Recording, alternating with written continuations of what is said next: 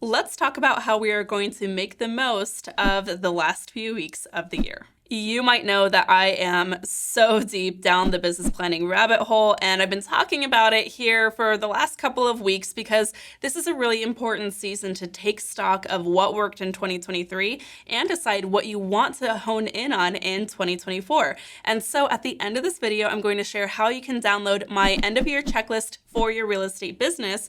Yes, I got a little freebie for you, but let's walk through some of the key points that you're going to walk through as your end of year process. As we go to the end of the year and really start getting close to the holidays, when we naturally want to take a little bit of time off to relax and celebrate and have fun with our families, we want to do just a couple of things to make sure that we close the loop on this year's business and look ahead to 2024. And so the first thing that we want to do is start asking questions about what worked in 2023. Yes, we want to reflect first because at the end of the day, business planning, even for real estate agents, is a process of asking just a couple of questions. First question, as I have shared on my channel before, is what did we do? It's really important to really look back to this year and decide what worked and what didn't work. We also want to take a moment to, while looking at what is working, celebrate those wins. For a lot of real estate agents, this has been a really, really challenging year. 2023 really had some curveballs for us, some that we could have foreseen, some maybe not so much. And so we want to make sure that we are celebrating those moments that we really dug our heels in and continued to push ahead. This could be as simple as celebrating one of those really challenging deals that God handed you just to become a better real estate agent. If you know, you know. Or it could be even surpassing goals that you thought were a stretch but became easily achievable. So the first part of this checklist is going to walk you through a few intentional questions to start brainstorming some of the things that you can really celebrate, wins big or small. Then we can talk about what hasn't worked and maybe why. And this is going to be a really interesting conversation about what are you really going all in on that is just not coming back to you. There are some times where we are really putting we're investing a lot of time and energy into a certain business practice for a real estate business or a real estate team, and it's just not, for whatever reason, meant for our path at that time. Or maybe something that you've been doing for a long time is just really not quite working the same way anymore, and we need to determine why that is. It is very, very, very necessary to stay on top of current trends and monitor what is kind of going out of season, what's no longer working the same way. And if you are finding that your conversion rates are dipping way low in certain areas of lead generation, give yourself permission to scrap it if it's just no longer hitting the mark. Now, I'm not talking about things that, of course, are meant for you, but just you're not really giving it your all. So obviously there are some things that have to be done. And if you're looking at lead generation in general and you're saying, well, it's really not working for me because I'm not committing to the process or I don't have the necessary tools and skills to be successful at lead generation, you don't get to decide just not to lead generate in real estate, right? So we're not talking about things that you need to be doing, but you're not really giving it your best shot. We're talking about things that maybe you've been doing for a long time that no longer serve us, or something that maybe you've been trying to force that isn't quite meant for you on your path.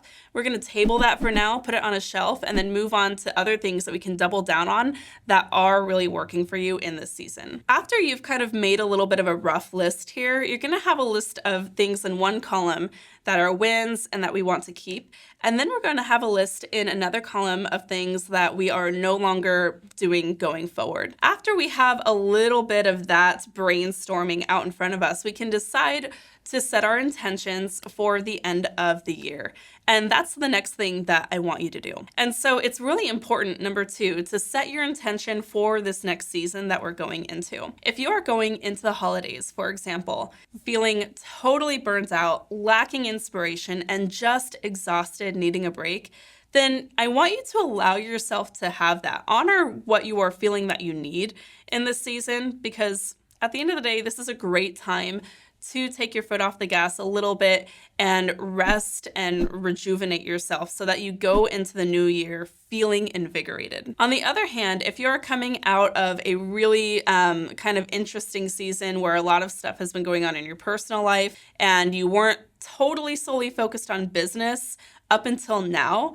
And now you're looking at that new year, you're feeling that new year energy and inspiration, and you want to get going, then you can take that as a lead to really look at your business, give it a lot of time and energy through the end of the year, so that you go into the new year feeling on top of the world, right? So just get a little bit of a pulse, set your intention for the next couple of weeks as we go into the holiday season, and decide if this is a season for you to go pedal to the metal or to take a little bit of rest. And while you make that intention, decide what you really want that to look like. At the end of this season, at the end of this next 6 weeks or so, what is going to make that season really serving you? Like, what is that going to look like at the end of it? Just kind of jot down what you want to feel on December 31st before we go into the new year. Maybe, again, you want to feel very well rested and excited for what's to come, or maybe you want to feel like you have all of your ducks in a row and you're ready to charge into the new year. So after you've done a little bit of self-reflection and intuiting what you need in this season, we can start to look ahead. And if you have not really put down a strategic business plan for your business yet, this is where you're going to need to do some work. We talk quite a bit about strategic planning on this channel. If you are a strategic-minded realtor, if you really crave systems and you crave that step-by-step to-do, which is why you're probably so excited for the checklist that I'm going to drop here on this video in a few moments, then you need more than just some high-level lofty goals to guide you in 2024. A lot of times what realtors tend to do is they call business planning the process of writing like their big, exciting revenue goals on a whiteboard and call it a day. Maybe they write down like their revenue goals, the number of homes they want to sell, and then something else that's kind of vague, such as, well, I really want to get my systems in order, or I want to crush my follow-up, right? Instead, you don't really want that like vague or theoretical thought of a business plan. You want the granular step-by-step of what you're going to do every week next year to take your vision and make it a reality. And now is when you need to start that process if you have not yet. Now, here's where I'm going to put a pin in this conversation, because if you're liking the sound of that and you're like, yes, that is what I want every single week to have my to-do list. I want to wake up every day knowing exactly what actions I'm going to take to make 2024 the best year I possibly can. I want to know what those monthly projects and priorities are. I want to know what my quarterly milestones are. If that is the level of detail that you crave in your business plan, then I have the thing for you coming up soon. Make sure that you are keeping track of what I'm putting out there. Check the details below in the caption. I have an amazing limited edition drop that I'm going to be releasing in the next week or so. So make sure you are well aware and following us on different channels to get news of that. But moving on into the conversation at hand, now is when you need to really be putting some of those goals in place, because you need to take your vision for 2024 and start to put some tangible milestones for it. So now is a really good time to start deciding, like, what do you actually want to accomplish? Yes, you need to know how much revenue you want to generate.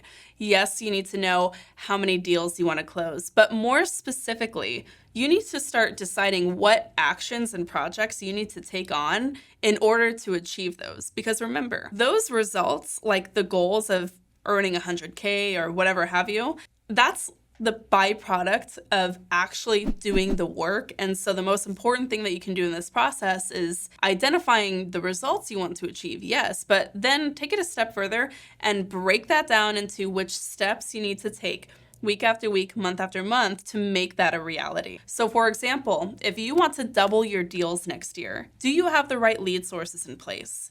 Are your conversions really well dialed in? If no, then you need to do some work on identifying what lead sources are going to help you double your closings next year, and whether or not you have the proper client journey in place, right? Do you have the right follow-up?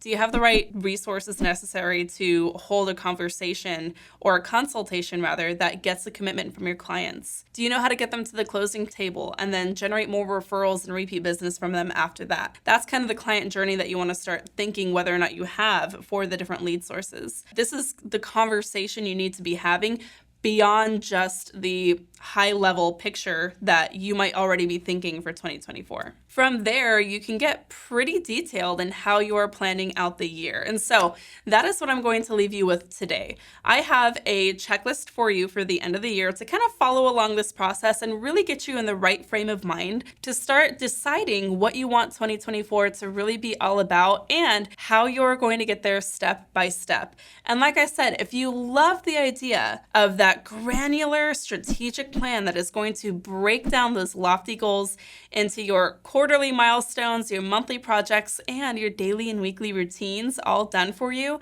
I've got something coming up. We have a limited edition guide that we will be dropping as a early Black Friday special, and I want you to get your hands on that. The waitlist is now open for that as well. But for now, grab that free checklist, start getting those gears turning in your head on what you want to achieve in the next, couple of weeks, and look ahead to 2024. What is that year going to be all about? And when you are ready to start crafting a strategic plan for 2024 that is going to make success inevitable, then I've got that resource for you too, ready to drop. Make sure your name is on the wait list. The details for that are below as well. That's what I have for you today. And if you loved this video and you love these freebies that I put out, be sure to like this video and hit subscribe to this channel so that I know to keep doing more content like this.